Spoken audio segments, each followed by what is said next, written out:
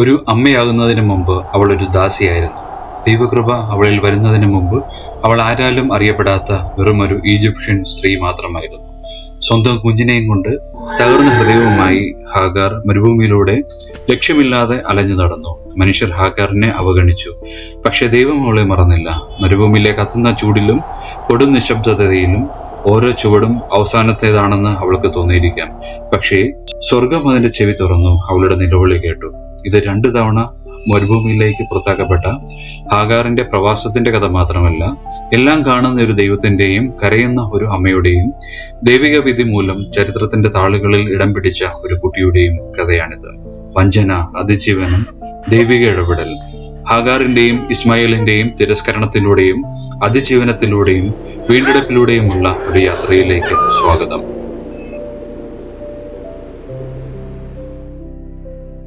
Stories that shine, truth that grows. Welcome to Joy Seeds.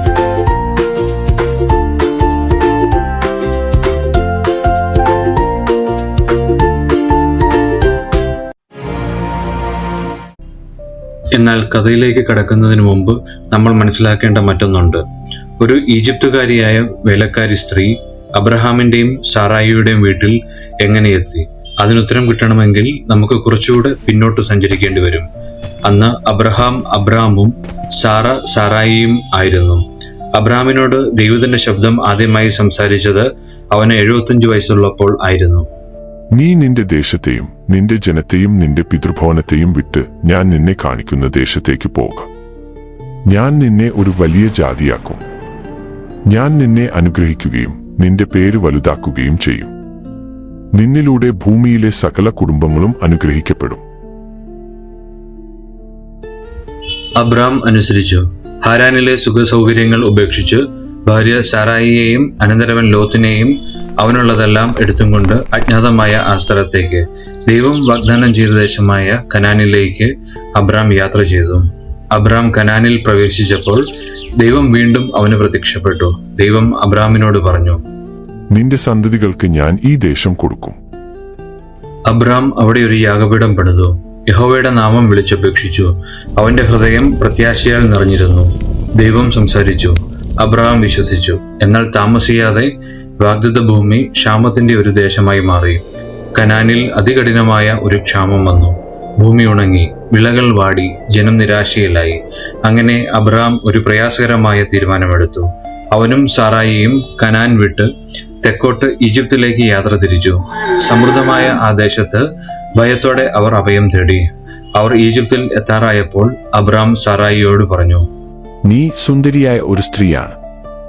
ഈജിപ്തുകാർ നിന്നെ കാണുമ്പോൾ നിന്നെ സ്വന്തമാക്കാൻ വേണ്ടി ഇവൾ അവന്റെ ഭാര്യയാണ് എന്ന് പറഞ്ഞ് എന്നെ കൊല്ലും.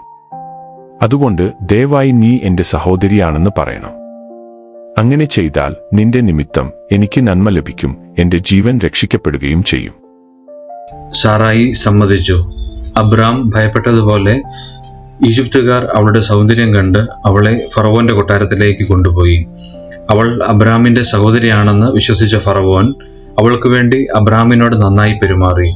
ഫറവോൻ അബ്രാമിന് ആടുകൾ, കാളകൾ, കഴുതകൾ, ഒട്ടകങ്ങൾ എന്നിങ്ങനെ ഒട്ടേറെ സമ്മാനങ്ങൾ നൽകി. അദ്ദേഹം കൊടുത്ത സമ്മാനങ്ങളിൽ ദാസന്മാരും ദാസികളും കൂടി ഉണ്ടായിരുന്നു. പക്ഷേ ദൈവം നിശബ്ദനായിരുന്നില്ല. ഫറവോന്റെ കുടുംബത്തിൽ ബാധകൾ വന്നു. എങ്ങനെയോ ഫറവോന് സത്യം മനസ്സിലായി. അവൻ അബ്രാമിനെ വിളിച്ചു വരുത്തി പറഞ്ഞു, നീ എന്നോട് എന്താണ് ചെയ്തത്? അവൾ നിന്റെ ഭാര്യയാണെന്ന് എന്നോട് പറയാഞ്ഞത് എന്തുകൊണ്ട്? അവളെ കൂട്ടിക്കൊണ്ടു ഇവിടെ നിന്ന് പോയിക്കൊള്ളുക. അങ്ങനെ അബ്രാമും സാറായിയും അപകടങ്ങളൊന്നും കൂടാതെ ഈജിപ്ത് വിട്ടു. ഈജിപ്തിൽ താമസിച്ചിരുന്ന കാലത്ത് അവർ സമ്പാദിച്ചതും ഫറവോൻ അവർക്ക് സമ്മാനമായി നൽകിയ ആടുമാടുകളും ദാസീദാസന്മാരും ഉൾപ്പെടെ എല്ലാം അവർ കൂടെ കൊണ്ടുപോയി. തിരുവെഴുത്തുകളിൽ ഇതുവരെ അവളുടെ പേര് എടുത്തു പറയുന്നില്ലെങ്കിലും ആ ദാസിമാരിൽ ഹാഗാർ എന്ന ഒരു ഈജിപ്ഷ്യൻ യുവതിയും ഉണ്ടായിരുന്നുവെന്നാണ് വിശ്വസിക്കപ്പെടുന്നത്. താമസിയാതെ തന്നെ അവൾ ദാസ്യവൃത്തിയുടെ നിഴലുകളിൽ നിന്ന് വേദനയുടെയും അതിജീവനത്തിന്റെയും ദൈവിക പദ്ധതിയുടെ ഭാഗമായ ഒരു കഥയിലേക്ക് ചുവടുവെക്കും. അബ്രാമിന്റെ ഭാര്യയായ സാറായിക്ക് കുട്ടികൾ ഉണ്ടായിരുന്നില്ല. നക്ഷത്രങ്ങൾ പോലെ എണ്ണമറ്റ സന്തതികളെ കുറിച്ചുള്ള വാഗ്ദാനം അബ്രഹാമിന്റെ ഹൃദയത്തിൽ അപ്പോഴും പ്രതിധ്വനിക്കുന്നുണ്ടായിരുന്നുവെങ്കിലും വർഷങ്ങൾ നീണ്ടുനിന്ന ആ പ്രതീക്ഷ മങ്ങിത്തുടങ്ങി. അങ്ങനെ സാറായി നിരാശയിൽ നിന്ന് ഉരുത്തിരിഞ്ഞ ഒരു തീരുമാനത്തിലേക്ക് കടന്നു. സാറായി അബ്രാമിനോട് പറഞ്ഞു, കർത്താവ് എന്റെ ഗർഭധാരണം തടഞ്ഞിരിക്കുന്നു. അങ്ങ് എന്റെ ദാസിയുടെ അടുക്കൽ ചെല്ലുക. അങ്ങനെ അവളിൽ കൂടി എനിക്ക് കുട്ടികൾ ലഭിക്കും. അബ്രാം സാറായിയുടെ വാക്ക് കേട്ടു. അബ്രാം കനാൻ ദേശത്ത് 10 വർഷം താമസിച്ച ശേഷം ആണ് സാറായി ഹാഗാറിനെ സ്വീകരിച്ച് അബ്രാമിന് ഭാര്യയായി കൊടുത്തത്. അബ്രാം ഹാഗാറിന്റെ അടുക്കൽ ചെന്നു. അവൾ ഗർഭം ധരിച്ചു. എന്നാൽ താൻ ഗർഭിണിയാണെന്ന് ഹാഗാർ അറിഞ്ഞപ്പോൾ അവളിൽ എന്തോ ഒരു മാറ്റം സംഭവിച്ചു. അവളുടെ കണ്ണുകൾ അവജ്ഞയോടെ സാറായിയെ നോക്കി. ഒരിക്കൽ തന്റെ മുമ്പിൽ കുമ്പിട്ടിരുന്ന ദാസി ഇപ്പോൾ തനിക്ക് കഴിയാത്ത ഒന്ന് സാധിച്ചെടുത്തിരിക്കുന്നു. ഹാഗാറിൽ ഉണ്ടായ ആ മാറ്റം സാറായിക്ക് ആഴത്തിൽ അനുഭവപ്പെട്ടു. അവൾ ദുഃഖത്തോടെ അബ്രാമിന്റെ അടുക്കൽ ചെന്ന് പറഞ്ഞു, എനിക്ക് പറ്റിയ അന്യായം നിന്റെ മേൽ ഇരിക്കട്ടെ. ഞാൻ എന്റെ ദാസിയെ നിന്റെ കൈകളിൽ തന്നു. ഇപ്പോൾ അവൾ ഗർഭിണിയായി എന്നു കണ്ടിട്ടു ഞാൻ അവളുടെ കണ്ണിൽ നിന്ദിതയായി തോന്നുന്നു. യഹോവ എനിക്കും നിനക്കും മധ്യേ ന്യായം വിധിക്കട്ടെ. എന്നാൽ അബ്രാം സൗമ്യമായി മറുപടി പറഞ്ഞു, ഇതാ നിന്റെ ദാസി നിന്റെ കയ്യിൽ ഇരിക്കുന്നു. നിനക്ക് ഇഷ്ടമുള്ളതുപോലെ അവളോട് ചെയ്തു കൊള്ളുക. അങ്ങനെ സാറായി അവളെ കഠിനമായി പീഡിപ്പിച്ചു.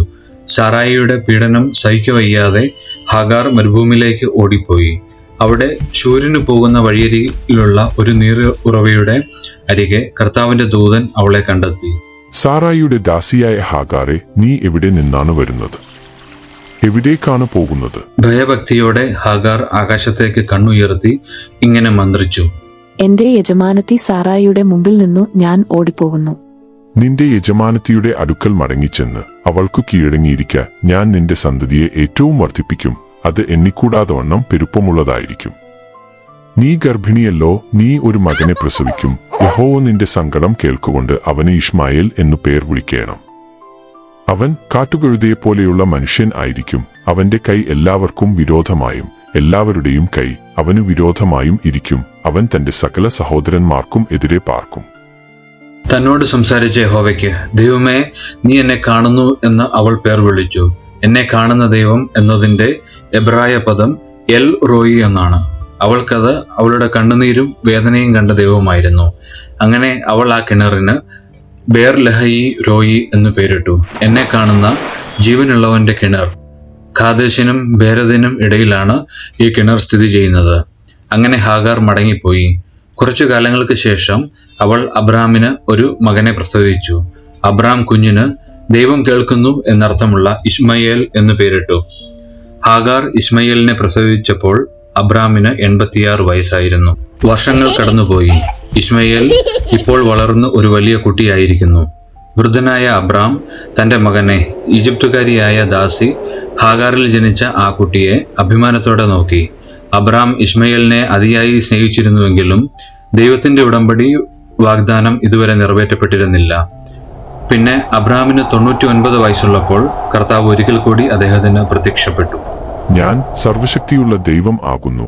നീ എന്റെ മുമ്പാകെ നടന്നു നിഷ്കളങ്കനായിരിക്ക. എനിക്കും നിനക്കും മധ്യേ ഞാൻ എന്റെ നിയമം സ്ഥാപിക്കും. നിന്നെ അധികമധികമായി വർദ്ധിപ്പിക്കും. സർവശക്തനായ ദൈവം അല്ലെങ്കിൽ സർവപര്യാപ്തനായ ദൈവം എന്നുള്ളതിന്റെ എബ്രായ പദം എൽ ഷദായി എന്നാണ്. അബ്രാം ഭയഭക്തിയോടെ സാഷ്ടാംഗം വീണു. ദൈവം തുടർന്നു, എനിക്ക് നിന്നോട് ഒരു നിയമമുണ്ട്. നീ ബഹുജാതികൾക്കു പിതാവാകും. ഇനി നിന്നെ അബ്രാം എന്നല്ല വിളിക്കേണ്ടത്. ഞാൻ നിന്നെ ബഹുജാതികൾക്കു പിതാവാക്കിയിരിക്കയാൽ നിന്റെ പേർ അബ്രാഹാം എന്നിരിക്കണം. ഞാൻ നിന്നെ അധികമധികമായി വർദ്ധിപ്പിച്ച് അനേക ജാതികളാക്കും. നിന്നിൽ നിന്നു രാജാക്കന്മാരും ഉദ്ഭവിക്കും. ഞാൻ നിനക്കും നിന്റെ ശേഷം നിന്റെ സന്തതിക്കും ദൈവമായിരിക്കേണ്ടതിനും ഞാൻ എനിക്കും നിനക്കും നിന്റെ ശേഷം തലമുറയായി നിന്റെ സന്തതിക്കും മധ്യേ എന്റെ നിയമത്തെ നിത്യനിയമമായി സ്ഥാപിക്കും. ഞാൻ നിനക്കും നിന്റെ ശേഷം നിന്റെ സന്തതിക്കും നീ പ്രവാസം ചെയ്യുന്ന ദേശമായ കനാൻ ദേശമൊക്കെയും ശാശ്വതാവകാശമായി തരും. ഞാൻ അവർക്കു ദൈവമായുമിരിക്കും. നീയും നിന്റെ ശേഷം തലമുറയായി നിന്റെ സന്തതിയും എന്റെ നിയമം പ്രമാണിക്കണം. എനിക്കും നിങ്ങൾക്കും നിന്റെ ശേഷം നിന്റെ സന്തതിക്കും മധ്യേയുള്ളതും നിങ്ങൾ പ്രമാണിക്കേണ്ടതുമായ എന്റെ നിയമം ആവിത്. നിങ്ങളിൽ പുരുഷപ്രജയൊക്കെയും പരിച്ഛേദന ഏൽക്കണം. നിങ്ങളുടെ അഗ്രചർമ്മം പരിച്ഛേദന ചെയ്യണം. അത് എനിക്കും നിങ്ങൾക്കും മധ്യേയുള്ള നിയമത്തിന്റെ അടയാളം ആകും. തലമുറയായി നിങ്ങളിൽ പുരുഷപ്രജയൊക്കെയും 8 ദിവസം പ്രായമാകുമ്പോൾ പരിച്ഛേദന ഏൽക്കണം. വീട്ടിൽ ജനിച്ച ദാസനായാലും നിന്റെ സന്തതിയല്ലാത്തവനായി അന്യനോട് വിലയ്ക്കു വാങ്ങിയവനായാലും ശരി. നിന്റെ വീട്ടിൽ ജനിച്ച ദാസനും നീ വില കൊടുത്തു വാങ്ങിയവനും പരിച്ഛേദന ഏറ്റേ കഴിയൂ. എന്റെ നിയമം നിങ്ങളുടെ ദേഹത്തിൽ നിത്യനിയമമായിരിക്കണം. അഗ്രചർമ്മിയായ പുരുഷപ്രജയെ പരിച്ഛേദന ഏൽക്കാതിരുന്നാൽ ജനത്തിൽ നിന്നു ഛേദിച്ചുകളയണം. അവൻ എന്റെ നിയമം ലംഘിച്ചിരിക്കുന്നു. നിന്റെ ഭാര്യയായ സാറായിയെ സാറായി എന്നല്ല വിളിക്കേണ്ടത്, അവളുടെ പേർ സാറാ എന്ന് ഇരിക്കണം. ഞാൻ അവളെ അനുഗ്രഹിച്ച് അവളിൽ നിന്നു നിനക്ക് ഒരു മകനെ തരും. ഞാൻ അവളെ അനുഗ്രഹിക്കുകയും അവൾ ജാതികൾക്കു മാതാവായി തീരുകയും ജാതികളുടെ രാജാക്കന്മാർ അവളിൽ നിന്ന് ഉദ്ഭവിക്കുകയും ചെയ്യും. അപ്പോൾ അബ്രഹാം കവിണ്ണു വീണു ചിരിച്ചു. 100 വയസ്സുള്ളവന് മകൻ ജനിക്കുമോ? 90 വയസ്സുള്ള സാറ പ്രസവിക്കുമോ എന്ന് തന്റെ ഹൃദയത്തിൽ പറഞ്ഞു. ഇശ്മയേൽ നിന്റെ മുമ്പാകെ ജീവിച്ചിരുന്നാൽ മതി എന്ന് അബ്രഹാം ദൈവത്തോട് പറഞ്ഞു. അല്ല, നിന്റെ ഭാര്യയായ സാറ തന്നെ നിനക്കൊരു മകനെ പ്രസവിക്കും. നീ അവന് ഇസഹാക്ക് എന്നു പേരിടണം. ഞാൻ അവനോടും അവന്റെ ശേഷം അവന്റെ സന്തതിയോടും എന്റെ നിയമത്തെ നിത്യനിയമമായി ഉറപ്പിക്കും. ഇശ്മായേലിനെക്കുറിച്ചും ഞാൻ നിന്റെ അപേക്ഷ കേട്ടിരിക്കുന്നു. ഞാൻ അവനെ അനുഗ്രഹിച്ച് അത്യന്തം സന്താനപുഷ്ടിയുള്ളവനാക്കി വർദ്ധിപ്പിക്കും. അവൻ 12 പ്രഭുക്കന്മാരെ ജനിപ്പിക്കും. ഞാൻ അവനെ വലിയൊരു ജാതിയാക്കും. എന്റെ നിയമം ഞാൻ ഉറപ്പിക്കുന്നതോ അടുത്ത വർഷം ഈ സമയത്തു സാറ പ്രസവിക്കുന്ന നിന്റെ മകൻ ഇസ്ഹാക്കിനോട് ആകുന്നു. ദൈവം സംസാരിച്ചു കഴിഞ്ഞപ്പോൾ അബ്രഹാമിനെ വിട്ടുപോയി. ആ ദിവസം തന്നെ അബ്രഹാം ദൈവത്തിന്റെ വാക്ക് അനുസരിച്ചു.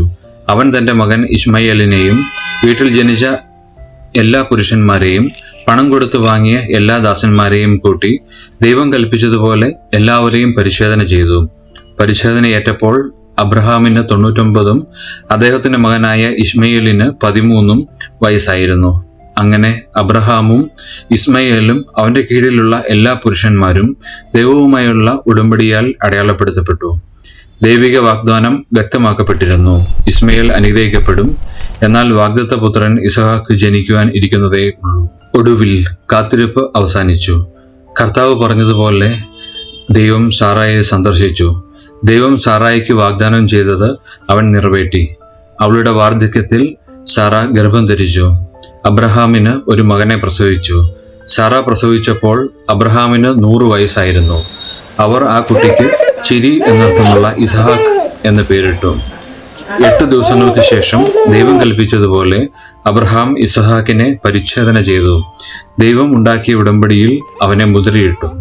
സാറ ചിരിച്ചു. അത് സന്തോഷത്തിന്റെ ചിരിയായിരുന്നു. ദൈവം എനിക്ക് ചിരിയുണ്ടാക്കി. കേൾക്കുന്നവരെല്ലാം എന്നെ ചൊല്ലി ചിരിക്കും. സാറ മക്കൾക്ക് മുല കൊടുക്കുമെന്ന് അബ്രാഹാമിനോട് ആർ പറയുമായിരുന്നു? അവന്റെ വാർദ്ധക്യത്തിലല്ലോ ഞാൻ ഒരു മകനെ പ്രസവിച്ചത്. കാലം കടന്നുപോയി. കുട്ടി വളർന്നു. ഇസ്ഹാക്കിന്റെ മുലകുടി മാറിയ ദിവസം അബ്രഹാം ഒരു വലിയ വിരുന്ന് നടത്തി. എന്നാൽ ആ ആഘോഷത്തിനിടയിൽ ഇസ്മയേൽ പരിഹസിച്ച് ചിരിക്കുന്നത് സാറ കണ്ടു. അവന്റെ പ്രവൃത്തി അവളെ ചൊടിപ്പിച്ചു. അവൾ അബ്രഹാമിനോട് പറഞ്ഞു, ഈ ദാസിയെയും മകനെയും പുറത്താക്കിക്കളക. ഈ ദാസിയുടെ മകൻ എന്റെ മകൻ ഇസ്ഹാക്കിനോടുകൂടെ അവകാശിയാകരുത്. അത് കേട്ട് ഇസ്മയേൽ തന്റെ മകനായതിനാൽ അബ്രഹാമിന് അതിയായ ദുഃഖം തോന്നി. എന്നാൽ ആ രാത്രിയിൽ ദൈവം അവനോട് സംസാരിച്ചു. ബാലന്റെ നിമിത്തവും ദാസിയുടെ നിമിത്തവും നിനക്ക് അനിഷ്ടം തോന്നരുത്. സാറ നിന്നോട് പറഞ്ഞതിലൊക്കെയും അവളുടെ വാക്കു കേൾക്ക. ഇസ്ഹാക്കിൽ നിന്നുള്ളവരല്ലോ നിന്റെ സാക്ഷാൽ സന്തതിയെന്നു വിളിക്കപ്പെടുന്നത്. ദാസിയുടെ മകനെയും ഞാൻ ഒരു ജാതിയാക്കും. അവൻ നിന്റെ സന്തതിയല്ലോ. അബ്രഹാം പിറ്റേന്ന് അതികാലത്ത് എഴുന്നേറ്റ് അപ്പവും ഒരു തുരുത്തി വെള്ളവും എടുത്ത് ഹാഗാറിന്റെ തോളിൽ വെച്ചു കുട്ടിയെയും കൊടുത്ത് അവളെ അയച്ചു. അവൾ പുറപ്പെട്ടു പോയി. ബേർഷേബ മരുഭൂമിയിൽ ഉഴന്നു നടന്നു. തുരുത്തിയിലെ വെള്ളം തീർന്ന ശേഷം അവൾ കുട്ടിയെ ഒരു കുറുങ്കാട്ടിൻ തണലിൽ ഇട്ടു. അവൾ പോയി അതിനെതിരെ ഒരു അമ്പിൻപാട് ദൂരത്തിരുന്നു. കുട്ടിയുടെ മരണം എനിക്ക് കാണേണ്ട എന്ന് പറഞ്ഞ് എതിരെ ഇരുന്ന് ഉറക്കെ കരഞ്ഞു. എന്നാൽ ദൈവം കുട്ടിയുടെ നിലവിളി കേട്ടു. ദൈവത്തിന്റെ ദൂതൻ സ്വർഗ്ഗത്തിൽ നിന്നും ഹാഗാറിനെ വിളിച്ചു. ഹാഗാറെ, നിനക്ക് എന്ത്? നീ ഭയപ്പെടേണ്ട. ബാലൻ ഇരിക്കുന്നിടത്തുനിന്ന് അവന്റെ നിലവിളി ദൈവം കേട്ടിരിക്കുന്നു. ദൈവം അവളുടെ കണ്ണു തുറന്നു. അവൾ ഒരു നീരുറവ കണ്ടു. ചെന്ന് തുരുത്തിയിൽ വെള്ളം നിറച്ചു ബാലനെ കുടിപ്പിച്ചു. ദൈവം ബാലനോട് കൂടെ ഉണ്ടായിരുന്നു. അവൻ മരുഭൂമിയിൽ പാർത്തു. മുതിർന്നപ്പോൾ ഒരു വില്ലാളിയായി തീർന്നു. അവൻ പാരാൻ മരുഭൂമിയിൽ പാർത്തു. അവന്റെ അമ്മ മിസ്രയീം ദേശത്തു നിന്നും അവൻ ഒരു ഭാര്യയെ കൊണ്ടുവന്നു. ഹാഗാറും ഇസ്മയേലും മരുഭൂമിയിലേക്ക് പോയതിനു ശേഷം അബ്രഹാമിന്റെ ജീവിതത്തിൽ ഒരു പുതിയ അധ്യായം ആരംഭിച്ചു. ദൈവം താമസിയാതെ അചിന്തനീയമായ ഒരു കൽപ്പനയിലൂടെ അവനെ പരീക്ഷിക്കും. വാഗ്ദത്ത പുത്രനായ ഇസ്ഹാക്കിനെ ബലിയർപ്പിക്കുക. ബൈബിളിലെ ഏറ്റവും നാടകീയവും ഹൃദയഭേദകവുമായ നിമിഷങ്ങളിൽ ഒന്നാണിത്. ആ കഥ ഞങ്ങളുടെ ചാനലിൽ നേരത്തെ അപ്ലോഡ് ചെയ്തിട്ടുണ്ട്. ലിങ്ക് താഴെയുള്ള കമന്റ് ബോക്സിൽ പിൻ ചെയ്തിട്ടുണ്ട്. താല്പര്യമുള്ളവർ ആ വീഡിയോ ഒന്നുകൂടി കാണുവാൻ ശ്രമിക്കുക. അങ്ങനെ ഇസ്മയേൽ ഈജിപ്തിനും അറേബ്യയ്ക്കും ഇടയിലുള്ള പാരാൻ മരുഭൂമിയിൽ താമസിച്ചു. ഹാഗാർ ഇസ്മയേലിനു വേണ്ടി ഈജിപ്തിൽ നിന്നും ഒരു ഭാര്യയെ കൊണ്ടുവന്നു. അവർക്ക് 12 പുത്രന്മാർ ജനിച്ചു. അവർ 12 ഗോത്രങ്ങൾക്ക് ഭരണാധികാരികളായി തീരും. ദൈവം അബ്രഹാമിനോട് ഞാൻ അവനെ ഒരു വലിയ ജനതയാക്കും എന്ന് വാഗ്ദാനം ചെയ്തതുപോലെ ഹവീല മുതൽ ഷൂർ വരെ, ഇന്നത്തെ സൗദി അറേബ്യ, ജോർദാൻ, യമൻ, അതിനപ്പുറമുള്ള വിശാലമായ മരുഭൂമികൾക്കിടയിലൂടെ ഇസ്മയേലിന്റെ പിൻഗാമികൾ വ്യാപിച്ചു. പല അറബ് ജനതയുടെയും വംശപരമ്പര ഇസ്മയേലുമായി, പ്രത്യേകിച്ച് അദ്ദേഹത്തിന്റെ മകൻ ഖേദാറുമായി ബന്ധിക്കപ്പെട്ടിരിക്കുന്നതായി വിശ്വസിക്കപ്പെടുന്നു. അവന്റെ കഥ തിരസ്കരണത്തിൽ തുടങ്ങിയെങ്കിലും അത് ദൈവത്തിന്റെ വാഗ്ദാനത്തിൽ തുടർന്നു. കാരണം കേൾക്കുന്ന ദൈവം തന്റെ വാക്കു പാലിക്കുന്ന ദൈവവുമാണ്. എന്നാൽ ദൈവം അബ്രഹാമിന് നൽകിയ പവിത്ര വാഗ്ദാനമായ ഉടമ്പടി ഇസ്മയേലിലൂടെയല്ല, മറിച്ച് ദൈവം പ്രഖ്യാപിച്ചതുപോലെ സാറയ്ക്ക് വാർദ്ധക്യത്തിൽ ജനിച്ച അത്ഭുത ശിശുവായ ഇസഹാക്കിലൂടെയാണ് നടക്കാൻ പോകുന്നത്. കാരണം ഇസഹാക്ക് വാഗ്ദാനത്തിന്റെ സന്തതിയായിരുന്നു. അവൻ ദൈവത്തിന്റെ ശക്തിയാൽ ജനിച്ചവനായിരുന്നു. അവനിലൂടെയാണ് ഉടമ്പടിയും മിശിഹായും എല്ലാ ജനതകൾക്കും അനുഗ്രഹവും വരുന്നത്. ഹാഗാറിന്റെയും ഇസ്മയേലിന്റെയും കഥ നമ്മെ ശക്തമായ ഒരു സത്യം ഓർമ്മിപ്പിക്കുന്നു. ആളുകൾ നമ്മെ മാറ്റി നിർത്തിയാലും ദൈവം അങ്ങനെ ഒരിക്കലും ചെയ്യുന്നില്ല. വെറുമൊരു ദാസിയും പരദേശിയും ആയിരുന്ന ഹാഗാർ തന്റെ കുട്ടിയുമായി മരുഭൂമിയിലേക്ക് പുറത്താക്കപ്പെട്ടപ്പോൾ ദൈവം അവളുടെ നിലവിളി കേട്ടു. അവൻ അവളെ പേര് ചൊല്ലി വിളിച്ചു. ഹാഗാറിനെ പോലെ നമുക്കും തിരസ്കരണത്തിലൂടെയും വേദനയിലൂടെയും ഏകാന്തതയിലൂടെയും കടന്നു പോകേണ്ടതായി വന്നേക്കാം. എന്നാൽ ഹാഗാറിന്റെ ദൈവം, എല്ലാം കാണുന്ന ദൈവം എൽ റോയി, നിങ്ങളെയും കാണുന്നു. അവൻ നിങ്ങളുടെ പ്രാർത്ഥനകൾ കേൾക്കുന്നു.